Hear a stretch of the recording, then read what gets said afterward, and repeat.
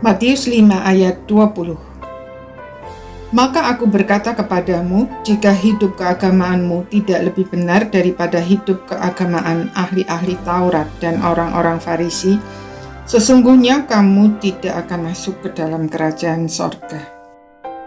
Orang-orang Farisi dan para ahli Taurat adalah orang-orang yang tiap hari pekerjaannya mempelajari, menyalin dan menerjemahkan firman Tuhan.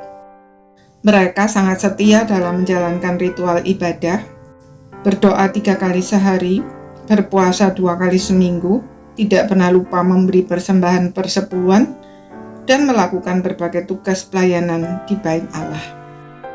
Tetapi Tuhan Yesus berkata bahwa kita tidak akan masuk ke dalam kerajaan sorga jika hidup keagamaan kita tidak lebih benar dari hidup keagamaan mereka.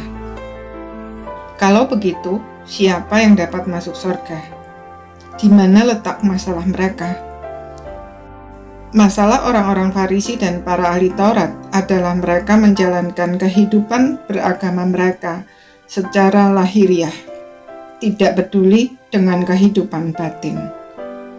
Dengan kata lain, mereka bersikap legalistik, merasa sudah sempurna jika sudah melakukan ritual sesuai dengan yang tertulis dalam hukum Taurat secara harafiah, dan membanggakan diri atas prestasi mereka dalam melakukannya.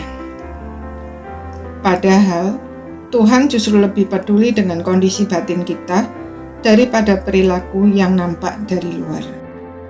Hukum Taurat harus dipahami esensinya, bukan hanya yang tertulis secara harafiah.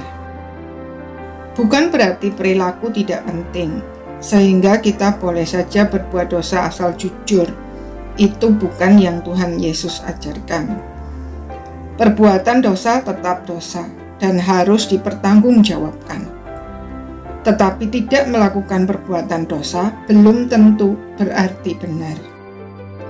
Kita bisa saja bersandiwara, menampilkan hidup yang nampak sangat saleh, padahal hati kita penuh dengan sampah.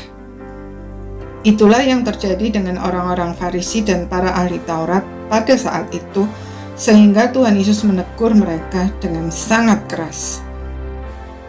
Tuhan mentransformasi orang percaya dari hati, bukan dari perilakunya. Ketika hati berubah, maka perilaku juga akan mengikutinya. Itulah pertumbuhan. Tugas orang percaya bukan mengubah perilaku dengan cara dan kekuatan sendiri untuk dilihat orang, melainkan mengakui dengan tulus dan jujur setiap dosa yang disingkapkan tanpa berdalih, serta membawanya ke salib Kristus untuk mendapat pengampunan, lalu bertobat.